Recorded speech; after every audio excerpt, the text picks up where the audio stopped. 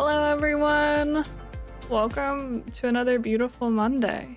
I hope that your Monday is going well. It's me, Viddy, here with another Solus Game Studio live stream. And as you could see by the title, today we're doing the Origins Showcase. So just because of the volume of Origins, there's 10 characters versus the normally, this might end up being a little bit longer stream today. I also am going to show off the Massiverse starter pack that I have. If you guys have been keeping up with us, then you know that we're going to be at Gen Con this weekend and that you'll have the chance to get the starter pack yourself completely for free. So that will be really cool and neat. Unfortunately, I'm not going to be at Gen Con this year, but I always love going to the cons. It's so fun to do all of that. So if you're going to end up being at Gen Con, I hope that you have a wonderful time. As it always is. We used to, whenever I was running tournaments at conventions, they were always so much fun. It was very, very fun. But I'll show that off probably mid-stream, just to make sure that people catch it. But for now, I think we can go ahead and start off with our Origins showcase. So like I said, we have 10 characters, so it's the whole roster, the whole thing. So I guess let's see if they're organized just alphabetically, I think. Yeah. So we're starting off with a fun one, Jael the Bard. This is a 3-star difficulty character with intelligence affinity. You can't deal damage, so use your powerful healing and exhaust your enemy's ability to win by landing execute. So this is going to be an execute only character. I should say I'm familiar with most of the Origins characters already, but there are a few that like I haven't played very much or played with very much, but this would be one of those characters that I'm not super familiar with. So the ultimate is Discordant Dirge. Your abilities have stun. When you counter an enemy ability, heal 1 for 1 mana, active passive. Okay. So really focused on healing. It kind of sucks that you can't do any damage. It would be nice to see like a second execute if that was an option. Let's take a look at our affinity. We have Soothing Lullaby. Vulnerable. If your enemy didn't play defend, they must exhaust 2 abilities. I'm thinking. I'm processing.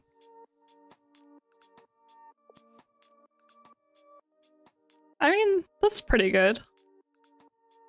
What are the odds that they play defend? Pretty low, right? I feel like that's pretty strong. I think it warrants the vulnerable. You're really trying to get them to that 50-50. I like that. Then we have our agility card, Resounding Chorus. Vulnerable, heal 1, ready this ability. Another vulnerable card. But you get to ready it, so that's very nice, and it's just a straight up heal 1. Then we have our strength card, Inspiring Refrain. Heal 3, huge heal. I know we talked about Omen Drawn having a really big heal and that being really impactful in my opinion, so very big heal. We have a regular execute with just nothing on it, nothing too crazy. Our defend is Hypnotic Harmony. If you block damage, heal 1. Okay, and then a regular rest. Okay, so kind of an interesting kit here. I like that. To me it seems pretty simple. I don't think that I would call this character a 3-star difficulty character. I think that Jael seems to me pretty easy to play, but like we see with a lot of the characters that have some sort of gimmick, they end up, I see the upped difficulty just because the gimmick changes the flow of the game. And that would definitely be the case for this character when you're not even really worrying about their health bar because it doesn't matter to you whatsoever. Oh, I think if you are the type of player who like really loves the execute, that this character would definitely be for you. I think the Soothing Lullaby is really a satisfying ability because if you like making your opponent discard cards, and that's super, super nice. I don't know, like from a strength standpoint, how strong this character is. I feel like it would be kind of hard to gauge that. I've never played this character, so I'm not sure. But I feel like not being able to do any damage at all takes a lot of your options away. So, but I don't know. In some ways, simplifying the game makes it better, right? So a pretty cool character, pretty cool concept as well. I like that when they designed this character, they said, yeah, but like, what if they could only execute? And they put that restriction on this character. And I love a good restriction when it increases playability in some way or another. Yeah. I fear Gerald's at least top 50%, if not higher in this set. Are you talking about like strength-wise? I don't know. I feel like it's really hard to judge a character like this just because they don't get to deal damage, you know what I'm saying? But yeah, I don't know. It seems cool. I should play that character to see how it feels. Yeah, I believe you. This is a character I am a little more familiar with. Kagemusha, the assassin. Combo your attacks together and surprise your opponent with a second execute. I love this. We have an agility affinity. Our ultimate is Grim Finale. Execute rest. So you have an extra execute for that is ready at 2 energy to add to your hand. We have our affinity is Eviscerate. 2 damage and vicious. So potentially 4 damage on this. Pretty strong. I feel like in a lot of games you see a little bit of power creep, and sometimes I feel like Pocket Paragons is one of those games. Just because we saw characters like Jabali and Obninsk later on, which they have some very strong abilities, so it's kind of cool to see something that's high power like this in like the first box. So kind of neat. Then we have our intelligence card, Vile Poison, for 1 damage. Next round, your damaging abilities have attack +1. So we're getting a lot of damage here. A lot of potential for killing. Then we have Backstab for 1 damage with Pierce. I like that. Then our defend card is Vanish. Next round, your damaging abilities have attack +1. You would definitely want to keep some kind of counter or token to keep in mind that you have that +1 attack, just so you don't forget. Especially, I feel like when you're playing in competitive tournaments for Pocket Paragons, there can be like a lot of thinking that goes on, and sometimes like this is a really fast game, but like 4 to 5 minutes could pass, like end up being on 1 turn, and it would be really easy to forget something like that. We have our Execute Bloodcris for 1 damage if your enemy played Strength, attack +1. Okay, that's fine. And then our regular rest. So our extra execute card is on our ultimate here, Grim Finale. It doesn't deal any damage, which I think is fine. I think having a second execute is pretty strong, because if you lose the 50-50, then you have another chance to win it, right? So you can be really aggressive with your execute on this character, and I think that is super nice, especially against characters that like to rest a lot. So I think the kit overall is pretty well rounded. The damage doesn't feel too insane to me, but maybe it does a little more damage than most characters would do on average. But maybe I'm skewed right now because I just looked at Jael. But I think the kit seems pretty normal. Nothing too crazy, just the The interesting thing being that extra execute. I always liked Kagamusha. Is one of my favorites from the Origins box, I think. But I don't even remember who all is in this box. It's been so long since I looked at this box as a whole. So I'll put Kagamusha above Jael for now. Just because I don't typically play characters that do a lot of healing. So Jael isn't really my style personally. Hi Boz, good to see you. So next up we have Kairos. I know we already did a short with Kairos in it, kind of explaining his kit. Brian McKay went over it. I know Kairos is one of Brian McKay's favorite characters as well, the designer of the game. So let's take a look here. Kairos the Time Bender. Manipulate the flow of time to ready your abilities and undo your mistakes. This is a 3-star expert character, and you're about to find out why. Our ultimate is Rewind. That is a 2 energy passive.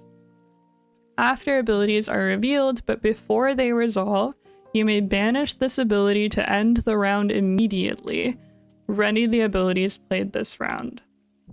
So you get to kind of like, if there's an oopsie or you get executed and you're like, oh wait, stop, I never got executed, and you can rewind. But of course there is a downside to this, and that Kairos' rest is special, so I'm gonna go over that next. Kairos' rest is borrowed time. At the end of the round, ready all of your abilities and gain 1 energy, and banish this ability. If you can't play an ability, you die. So this character is a one-time rest character, which is definitely warranted of the 3-star difficulty, I think. You're on borrowed time for sure. But we have a cool sequence of abilities that Kairos gets to have here. Our affinity is Passion of Summer, that does 3 damage, and it readies your defend. So we'll see Passion of Summer readies Autumn. So our defend card is Veil of Autumn, and it readies our strength card. Our strength card is Grasp of Winter. Winter does 1 damage, and it readies our agility card, but this also has hit your enemy must exhaust an ability. It's kind of nice to have something extra here. And then our agility card is Heartbeat of Spring. So 1 damage, ready intelligence, and hit heal 2. So this kind of creates the cycle that Kairos is trying to play on this line, and it's not always easy to play on this line, right? Because this game is all about reading your opponent, and you don't necessarily want to play into their hands. If they know Kairos very well, it will not be too difficult for them to shut down kind of what you're doing. So we have the whole cycle here of summer readies autumn, readies winter, readies spring, readies summer. So the whole circle. And then we have our execute card is Hourglass of Aeons, and it readies any one of your exhausted abilities. So this execute is really good for him.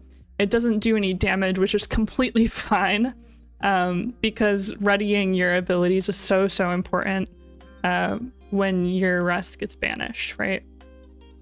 So Kairos is a super cool character. That's a really good point, Fear. A skill tester and teacher. Yeah, definitely. Great for teaching, I think. Both like playing against and playing as, I think teaches a lot about the game overall. But definitely like a really cool character, the way that he was designed. Just all of this goes so well together, and I think Borrowed Time and Rewind are such a cool concept, and they did a really good job. But that's kind of, that can be said about this box as a whole. I think almost all of the Origins characters are so original, and it seems like they really just had a lot of fun with them. The 7-card character that feels like a 10 card? Yeah, definitely. As far as my personal ranking goes, the Vidi special, I think I like Kagemusha more than Kairos. Kairos is not the type of character that I would like to play. But I do think Kairos is really cool from a design standpoint. So, respect to him, you know what I'm saying?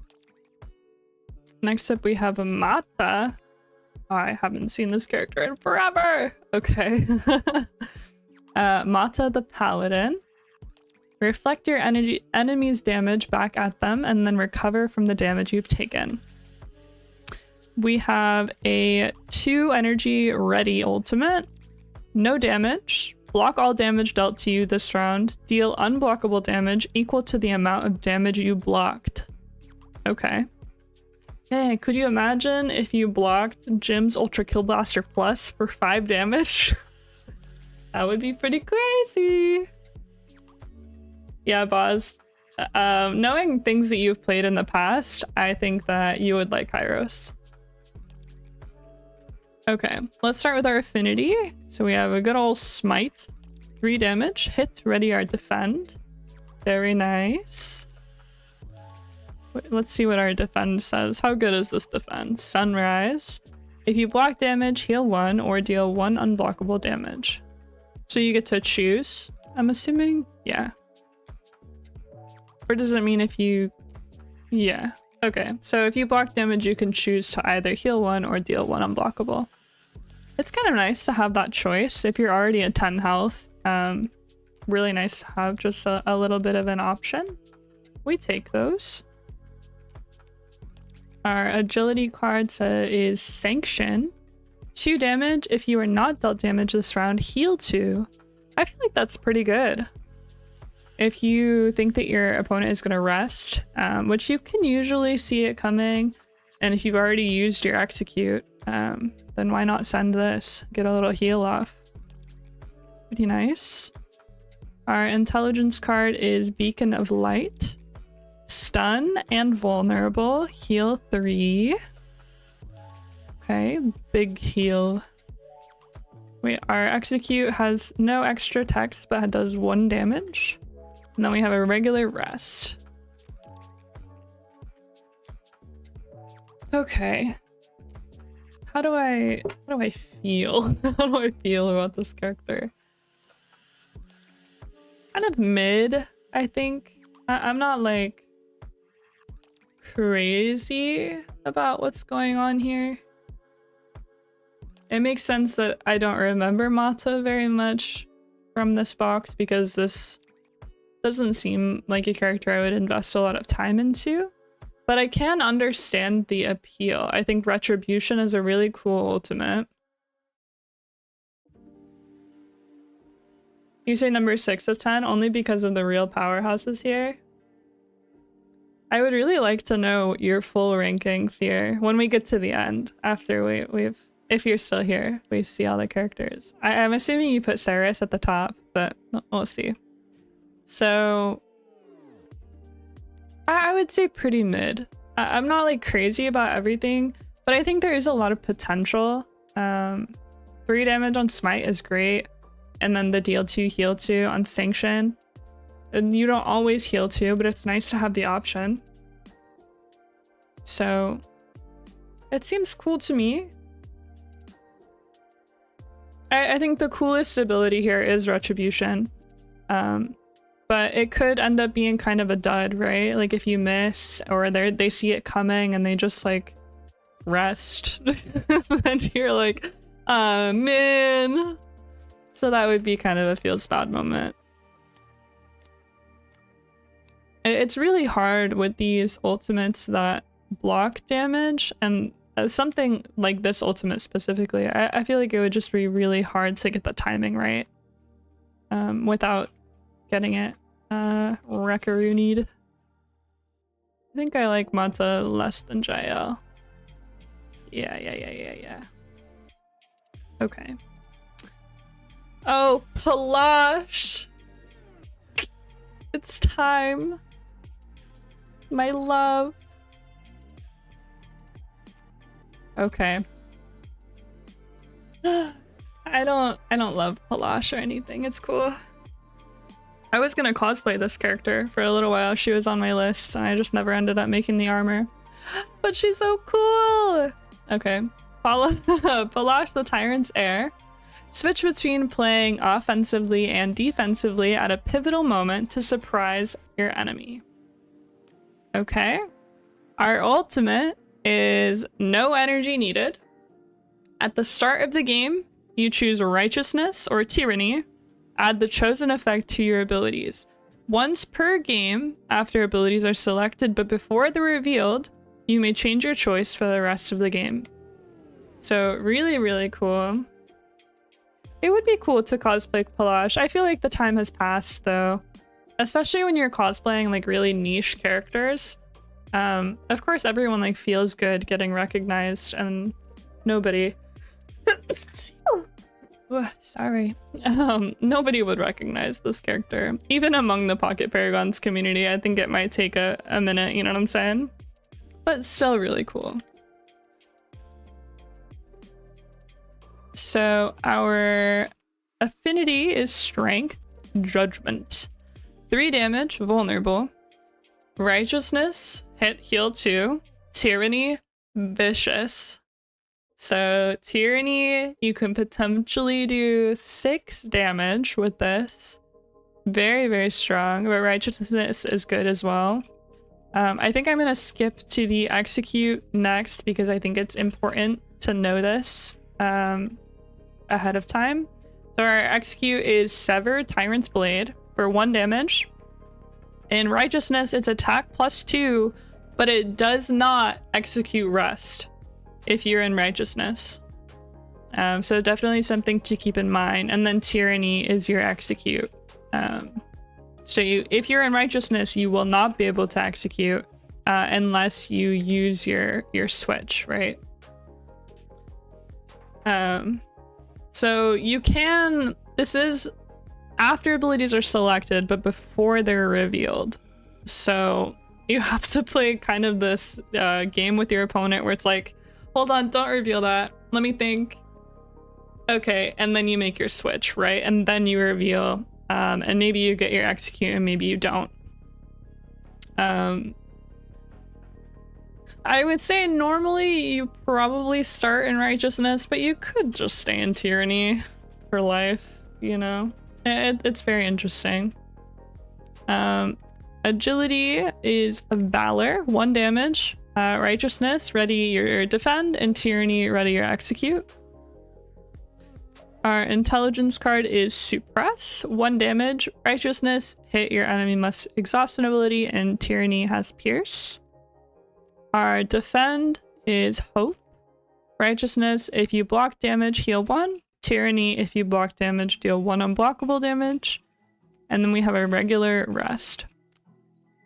So Palash, really interesting character.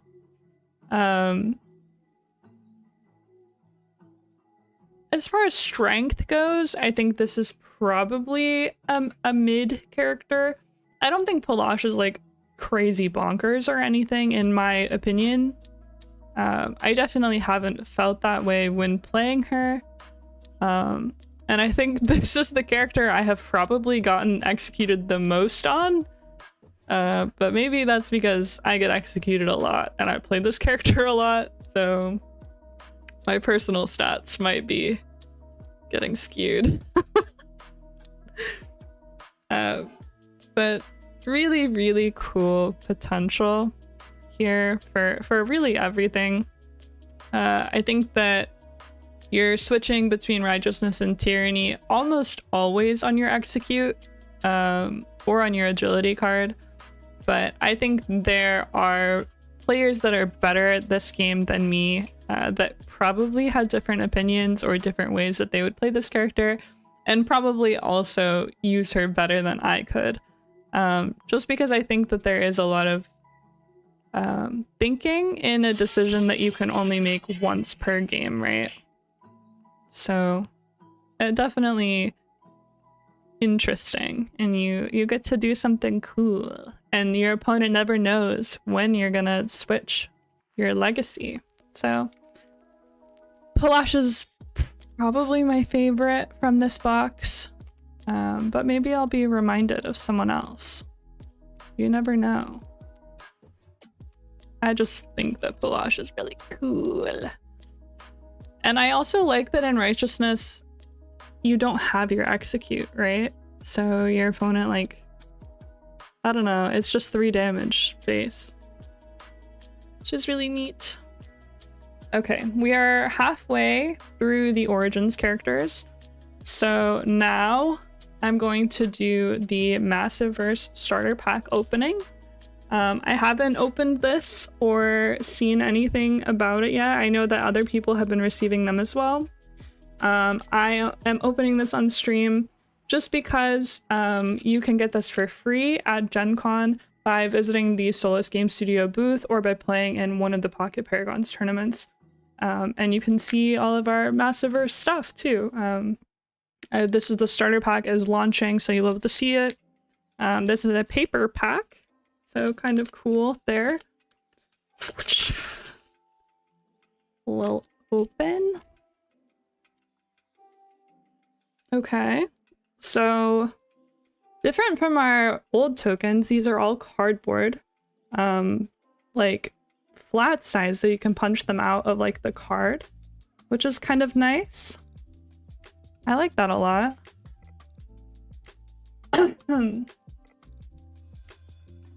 Yeah, the dual sets have always been really popular, and a really great product. It's really nice that they included this card with the health and energy on it. I think that's super nice. So let's see, we have 2 full characters here. So this starter pack is enough to play the game on its own. We have Radiant Black. Can I block my face? Look, you can kind of see it. Nice. Oh, the cards look so nice. So we have Radiant Black and all of Radiant Black's abilities. I am not familiar with the Massiveverse comic very much.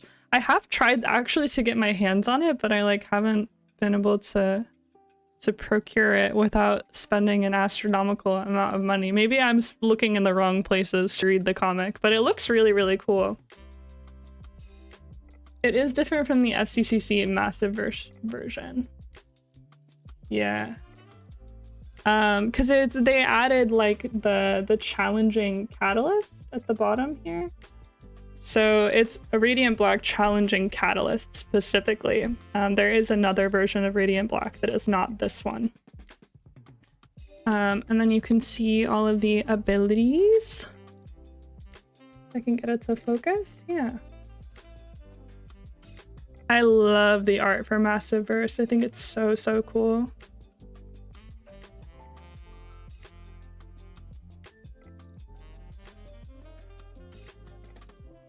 So cool. Look at that defend.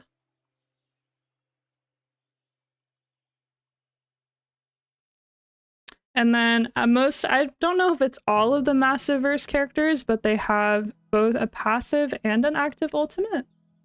So you have both of these, which is really nice. And the passive ultimates flip. Well, some of them do, some of them don't, but they have 2 sides to them, and they have something that makes you flip them, which is really neat. So that was Radiant Black. And then we have Premier Catalyst Arbiter. How cool. Focus. You can do it. Doesn't want to. Oh wait, it's okay. You guys can just look at the art while the camera thinks about it, you know? Think about it. It's cool. Denied.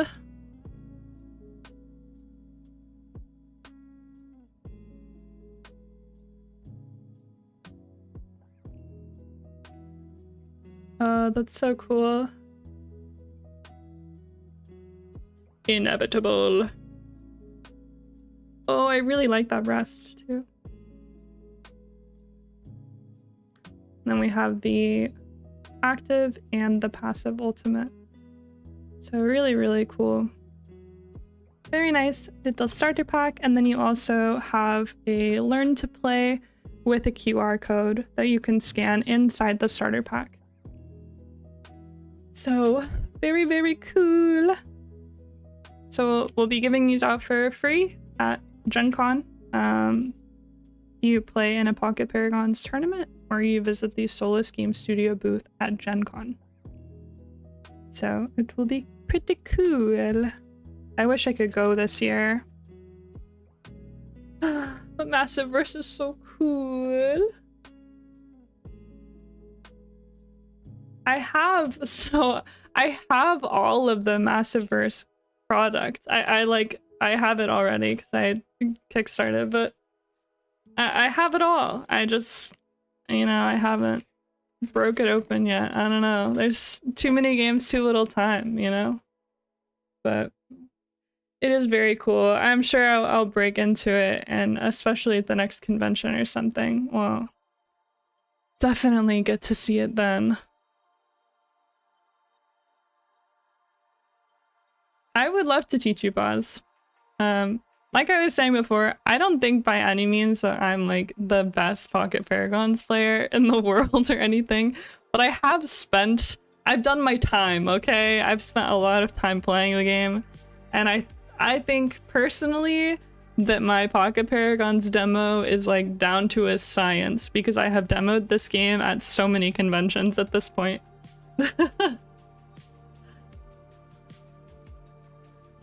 That's just how it be. But let's get back to our Origins review. Penelope the Monk is also really cool.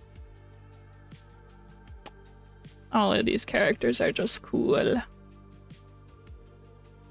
So, play rest 5 times to win. If your opponent tries to execute you with their execute, punish them. Okay, our ultimate is Transcendence. No energy, always active. You can only gain energy by playing rest. When you have 5 energy and survive the round, you win the game. So, I think I remember this character being kind of bad. But maybe I'll be wrong. Well, let's see. So we have, oh, I should start with our affinity. Okay. So our affinity is our agility, snap kick, 2 damage. If your enemy played execute, attack +3. Big damn. That's 5 damage on this card, potentially. Probably not. I feel like you play your agility, intelligence, and strength cards closer to the beginning of a round, and you usually don't have them toward the end. I don't know. But most of the time, probably just 2 damage. But every now and then, maybe it'll be 5. I don't know. Let's see. Our strength card is faint, no damage, vulnerable, and stun. Ready this ability. Okay. I think that's fair. Both vulnerable and stun, but it comes back to your hand. But it doesn't do any damage. So it's really just used to counter. It's okay. Intelligence, meditate. Heal 2. If you take no damage this round, heal 1 more. Okay. Our defend is dodge. If you block damage, heal 1. If your enemy played execute, heal 1. Okay. The anti-weapon character. I should say weapon and not execute. It's specifically weapon, because there are, like on Kagamusha, other abilities that can execute. So Penelope's weapon is the 5th path. 1 damage. Block damage dealt to you by weapon abilities this round. And then big rest. Huge rest. Hi, Lilac. Even without using it, it's very threatening. Yeah, I can definitely see that. Just because 5 damage is half your life, right? It's something to definitely be wary of.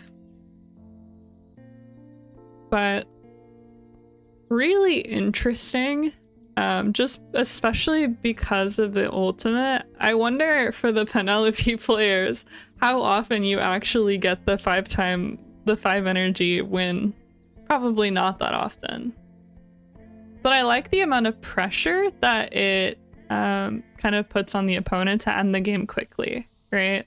Like you need to end it. Oh, I'm too much of a troll. I would just be like, yeah, I bet you wouldn't think that I would rest 5 times in a row. I'm sure many people have done that and died, or tried to. But really interesting. I don't know what I think about strength-wise. I feel like Snap Kick is good, but really most of the time it's only going to be that 2 damage. So you're kind of looking to execute them if you can. You're probably not going to kill them with damage. But still really cool. I guess you're not really looking for that way to win anyway, because you're trying to win through your ultimate. But I feel like your ultimate is more of an off case, not something that you can really rely on. Unless you're just reading your opponent for filth and they can't play a single card against you and you're just energy stacking. But really cool, I think.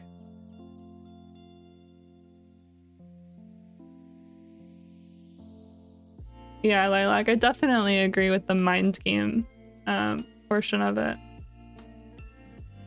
It gets very interesting, very monkly. Or is that what they said in the short? Monkly, right? Or Zenly or something? I don't think Penelope is the type of character that I like to play. I remember that this ranking is just like my personal preference and favorites from the box, not necessarily power ranking. Because I don't think that I have the authority to make the power ranking, okay? So Penelope, where would I put her? Maybe above Jael, but below Kairos, I think. Yeah, I think that I like that so far. She shines versus mid-grade players. You need enough mind games, but not so much you get trapped. Yeah, I can see that for sure. Let's see who we have next. Quentin. So Quentin and Saris, as most of you probably know, are the dual set that was given out for free before they were added to the Origins box re-release. So essentially every box was re-released with the dual set included. So this Quentin and Saris, I have played these characters into the ground. Like, I could probably like read you their abilities without looking. Like how many times I have looked at these characters is crazy. She beats new players easily, and then mind games work well against strong players too. I mean, that's kind of like what gets difficult about Pocket Paragons in general, is because depending on the player, whether they're new or not, if they're familiar with card games or board games, then, you know, some people have the knack for it and some people don't. So I don't know. Even I've had new players mind game the crap out of me. You know what I'm saying? But I guess Penelope does present an interesting challenge because new players don't understand the full flow of the game quite yet. So I don't know. But next up we have Quentin the Guardian. Play defensively and wear out your enemy's offense, then punish them when they are vulnerable. Our ultimate is a 3 energy ready ultimate, does 4 damage and blocks all damage dealt to you this round, so very strong, but high energy cost. Then our affinity card is our strength card, Shield Bash. Yahoo! 2 damage, hit, you may exhaust your defend, and if you do, +2 attack. You do this every time. There's never a moment in your life where you don't do this. Yeah, this is a 4 damage card. The hit effect don't matter. But yeah. Big 4 damage. You do have to exhaust your shield, but it doesn't matter that much when your intelligence card, Vigilance, it says stun, heal 2, and ready your defend. So you get to get it back. It's no big deal. Just throw it away, you know? The card advantage is a resource. Our agility card is Concussive Blow. For 1 damage hit, your enemy must exhaust an ability. Our defend is Aegis. If you block damage, heal 1. Our weapon is Charreur. 1 damage if your enemy played intelligence, attack +1. There's something to keep in mind that this character in the dual set was released specifically with Ceres. And Ceres the Pyromancer's strongest ability is their intelligence card. So this is kind of designed to counter Ceres just a little bit. Not that much, but a little extra damage. And then we have our rest. So Quentin the Guardian. I have always really liked Quentin. I think Quentin's a really cool character. And very straightforward. I do really like straightforward characters because I like when the game is easy to play. I mean, the funnest part of the game is usually the execute, right? And this, it ups the tension when the game flows normally. So Quentin promotes the normal flow of the game, which, I don't know, it might be a weird thing to say, but I like it a lot. You guys be trash talking up in here. You have a small box of promos in your purse, Lilac? That's the best place to keep them. That way you can give them out to people. You can sling Pocket Paragons.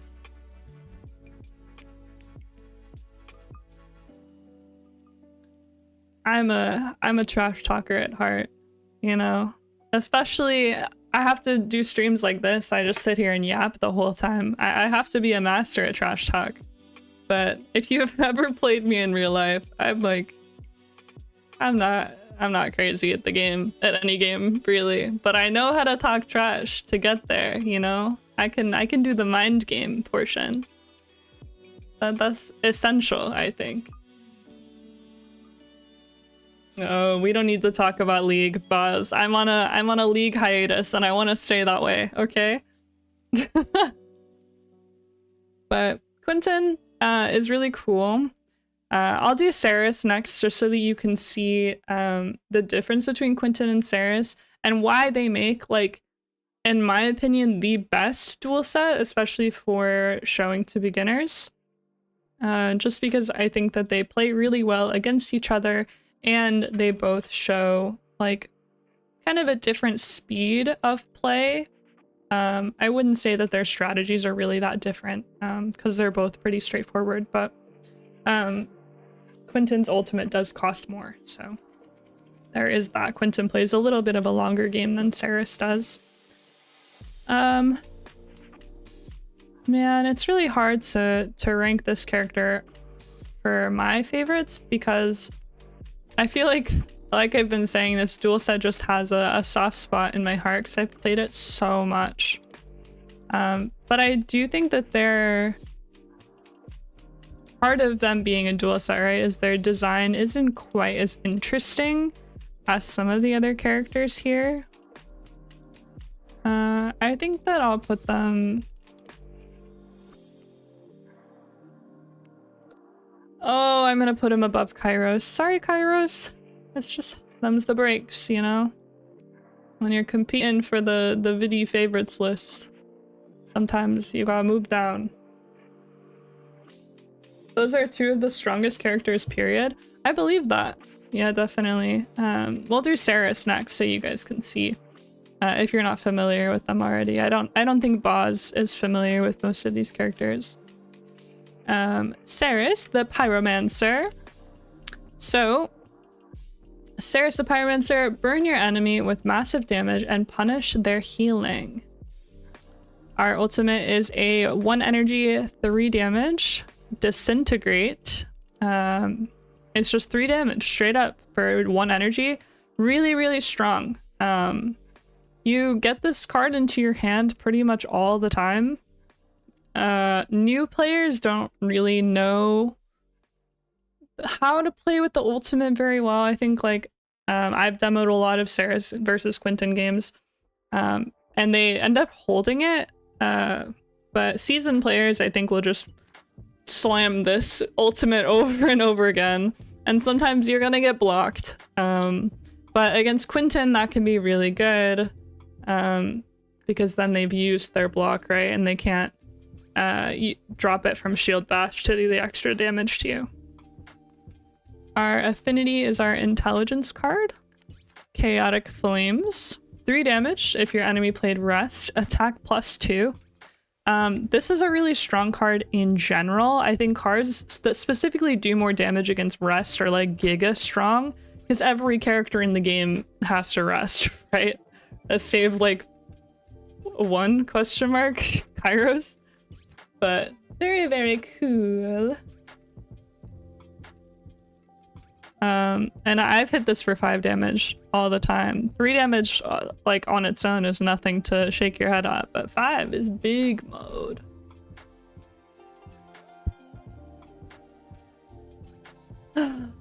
Fear, that's my dream right there. You've seen a lot of fighting game players burn Ceres ultimate constantly.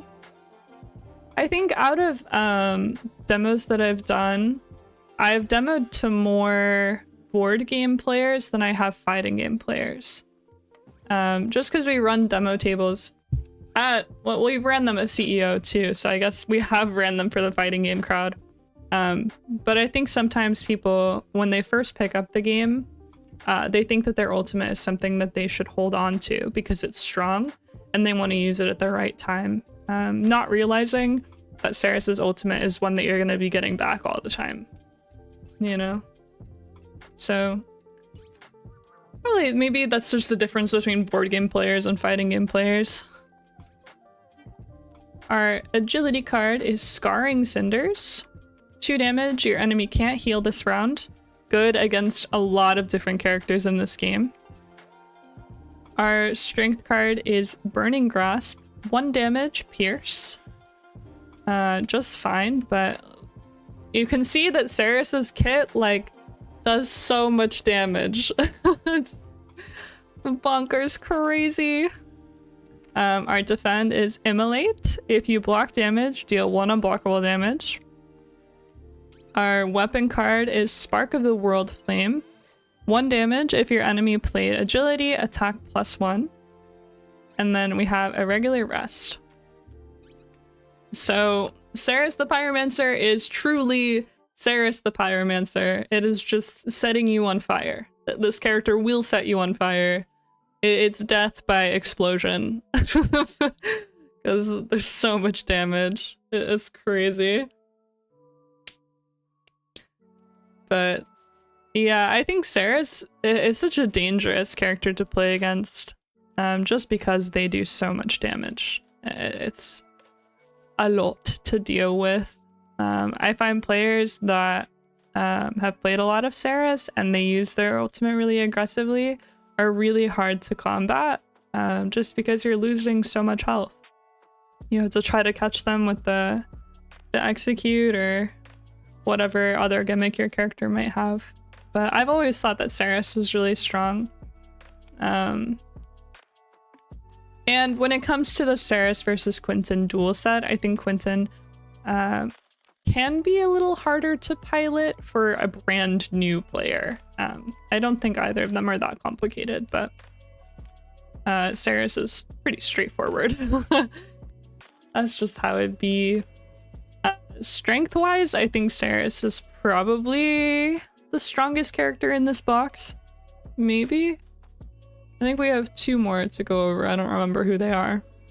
As far as my favorites go, I like Quinton more than I like Ceres, I think. just because Quentin is cool. I kind of like ultimates that you have to save up for a little bit. I feel like they're satisfying. Oh. Come on. I don't know why sometimes the mod doesn't group the cards right. There we go. Okay. Oh, so next we have... I forgot about this guy. I love this guy. He's so cool. Okay.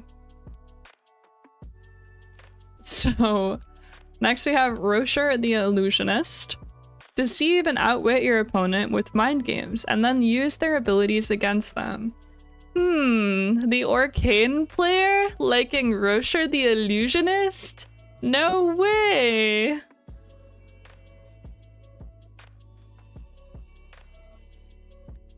Your main legacy team struggles against most of the super aggro builds? Yeah.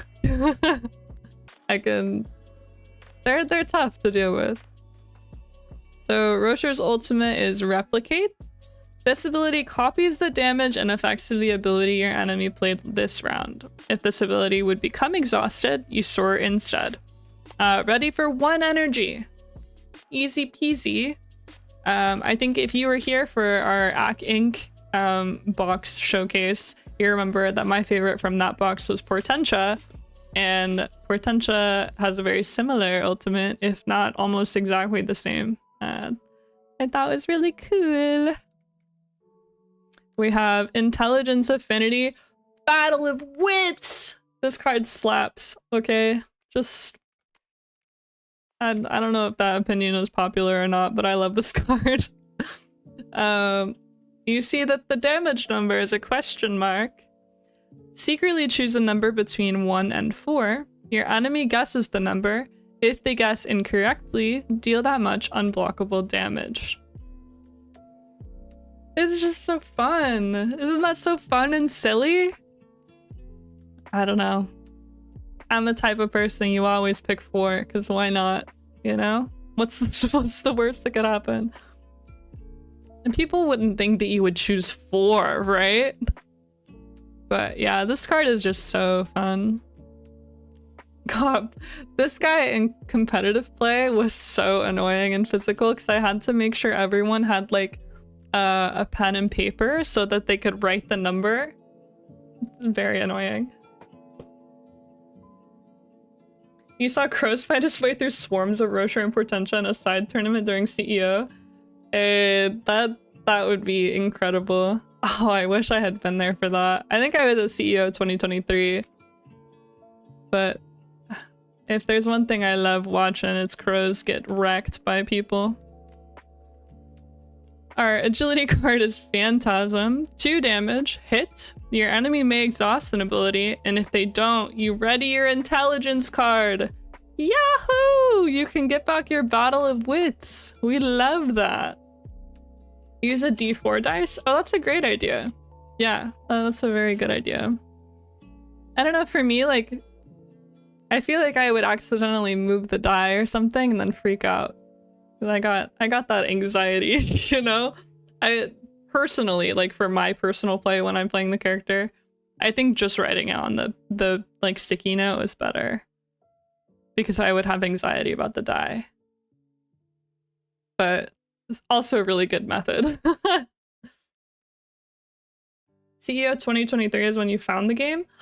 Then you probably saw me. I was the girl yelling about tournaments. And I did all of the tournament data that year. I wasn't at the table very much, but I was running all the tournaments. Our strength card is Shimmer. 1 damage, stun, hit, heal 1. Our defend card is Illusionary Barrier. If you don't block any damage, ready this ability. I love when this effect is on cards. You won 2 mats. Oh my gosh, we've met. I know you. Kind of? Maybe? Yeah, basically.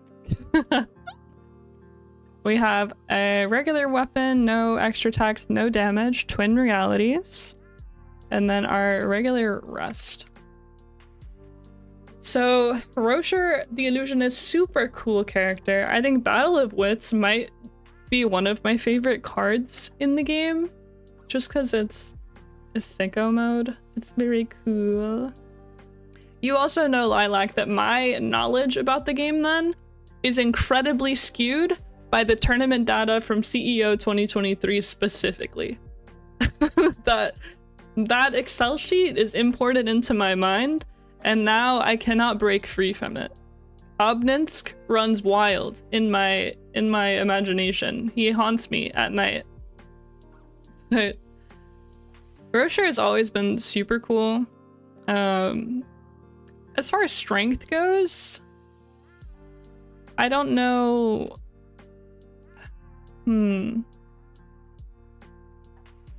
Battle of Wits is tricky, right? Because it could technically do no damage if they guess correctly, but they only have a 25% chance to do so. Kind of. You're always picking 3 or 4 probably. I don't think that Rocher is as strong as Portentia is, if I'm remembering Portentia's kit. But I do think that Rocher has the potential to be strong. I think Battle of Wits kind of just puts the question mark on the table. And Replicate, of course, being a super, super fun ultimate for only 1 energy. So you're really just a trickster. Your games could go bad and they could also go good. Who knows? Rocher is probably my second favorite. Yeah, I think so. Ah, man, I'm running out of space. Okay. I don't remember who the last character is. It's truly a question mark for both you and for me. Okay. And the last character is Sado. Well, it's a surprise for both of us, because I don't really remember very much about this character at all, to be honest. Oh no, I'm sorry, Fear. You love Sado. Everyone loves Sado. I don't remember this character. Sado the Ocean Queen. Shut down your opponent with blocking, healing, and taking away their powerful abilities. Our ultimate is Royal Decree. No damage. Block all damage dealt to you this round. If your enemy did not play Rest, banish the ability they played this round and store this ability. For 2 energy. Ready. That's pretty good. That's like... That's pretty nasty, potentially.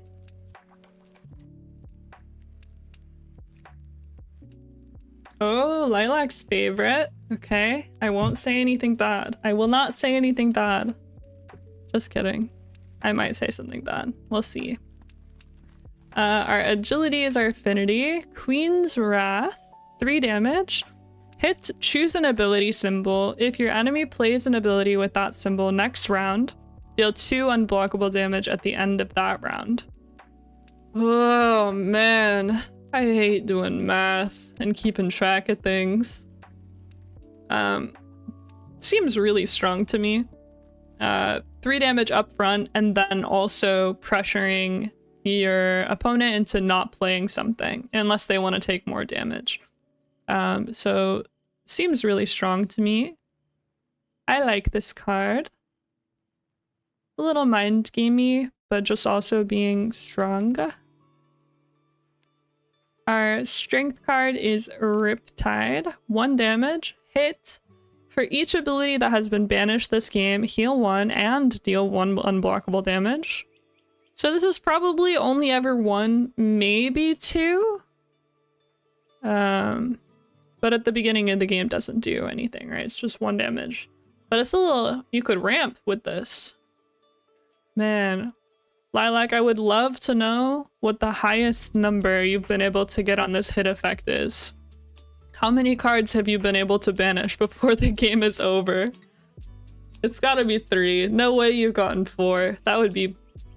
I think if I was the opponent and 4 of my abilities were banished, I would just quit.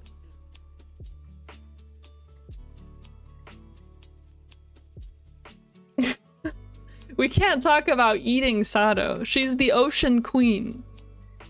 She would banish you, literally. She would royal decree you away.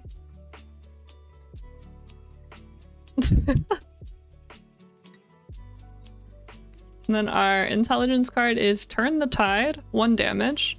If you started this round with less HP than your enemy, heal 2. Okay, love that. You got +3 on this? Yeah. That would be the goods right there. And again, I think your opponent should just give up at that point. Having even one of your abilities is banished is hurtful. Imprison, if you block damage, heal 1. Our weapon is Vice Grip. 1 damage, block damage dealt to you by weapon abilities this round. And then a regular rest. It was a really funny round. I don't know. It sounds painful, but I believe you. I think Sato is cool. I'm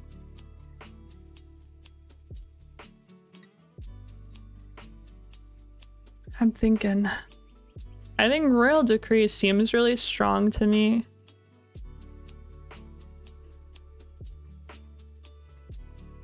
Just because you're kind of forcing your opponent to play rest, and if you have your execute up, then that's like a pretty good opportunity for you to get the execute. I think Queen's Wrath is really good. I hate keeping track of stuff, so not the ability for me, but I think it's really strong. Riptide's really good. Turn the Tide seems pretty, like, I think Turn the Tide's actually better than Riptide. Just because Turn the Tide could be active on turn 1, right? So it seems pretty strong. She will wreck Jael. I believe it. Banish those abilities. Get rid of them. I can heal. What's the phrase I'm looking for? Anything you can heal, I can heal better? Yeah, okay. Where would I put Sato on this list? Maybe above Kairos, but below Ceres. Just for my personal favorites. She seems really strong to me. Probably in the top half of this as far as strength goes. Okay, so this is the Vidi trademark favorites list from the bottom. So Mata, Jael, Penelope, Kairos, Sato, Ceres, Quinton, Kagemusha, Rocher, and Palash. Yeah. How you wish Kagemusha worked well? But Kagemusha's so cool! Yeah. I just like their design. I think it's neat and cool. Enjoyment times power 1v1 list. Okay, so this is Fear's ranking, but both enjoyment and power. Okay, so Penelope, you're a Penelope lover. Kairos, Kagemusha, Ceres, Jael, Mata, Rocher, Palash, Sato, Quinton. Quinton hater! I can't believe you. My man! It's okay though, I get that.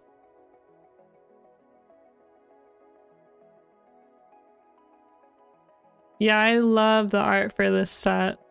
One of the banners that we have at conventions is like this plagued doctor from this set specifically. I don't actually know if it was ever brought into the game. Not that I remember. Yeah, it wasn't. But that art is sick and it's from Origins and I've always really liked it. I don't know if it was a character to be or a character that was designed and wasn't released, but it was just really cool. But yeah, wow, we actually killed this. We're on time today. I thought the stream was gonna go long with the Massiveverse packet. But that was the Pocket Paragons Origins box. Origins is sicko mode. Purely enjoyment. Sado, Kairos, Rocher, Quinton, Palash, Penelope, Saris, Jael, Kagamusha. I can't believe that you guys don't like Palash more. The Righteous Tyranny flip is like one of the best things ever. One of the best things ever. It feels so good. You know? It's just so cool. But I respect your opinions. Man, I would like to collect more tournament data. I wonder if there will be someone at Gen Con collecting tournament data this weekend. I hope so. Are any of you guys going to be at Gen Con? Maybe, perhaps. Doing some Pocket Paragons tournaments with Massiveverse characters even? Gosh, I have no clue how the Massiveverse characters stack up. If you guys haven't already signed up to playtest Massiveverse on Board Game Arena through our Discord, you definitely should do that because we need a little more testing on the platform before we can send it, you know? We want to make sure all the bugs are out. But I'm really, really excited to start the Massiveverse arc. It's what I want. I also haven't played Legacy at all. Maybe for one of our upcoming streams before Massiveverse launches, I'll get somebody to teach me Legacy. Even you, Lilac. Maybe we could play a little Legacy together. You could show me the ropes. But it seems cool. Next year, now that I know there are 4 days of tournaments. Heck yeah. You can't make it to Gen Con. It was that or visiting your long distance partner. Oh, totally fair. Wanna keep those priorities. We should look into going to Lit RPG Con. Is that in Indiana? I don't remember where that's located. I personally would love to go to Lit RPG Con.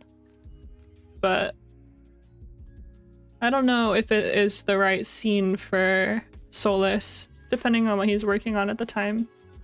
It's in Colorado. Oh, that's actually not far. Solus is based out of California, so not too far. That would be great, Lilac. I'll hit you up. It's a good idea for one of our streams upcoming. But I think I'm gonna end stream. Remember, if you guys know anybody that's gonna be at Gen Con or you know, you want to snag one for yourself and you don't already have one, these are gonna be at Gen Con for free. The little Massiveverse starter packs, they're launching. They're gonna be out there. It's Radiant Black and Premiere.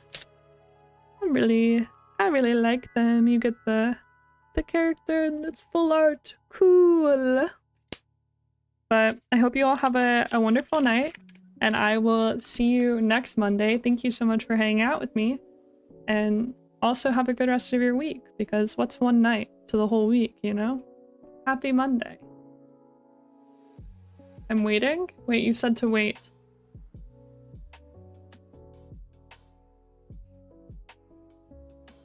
We're matching! You have the lilac? Well, it would make sense because your tag is lilac. We're both lilac. They're super cute. I love these. Logitech twins! Alright, have a wonderful night, everyone. Goodbye!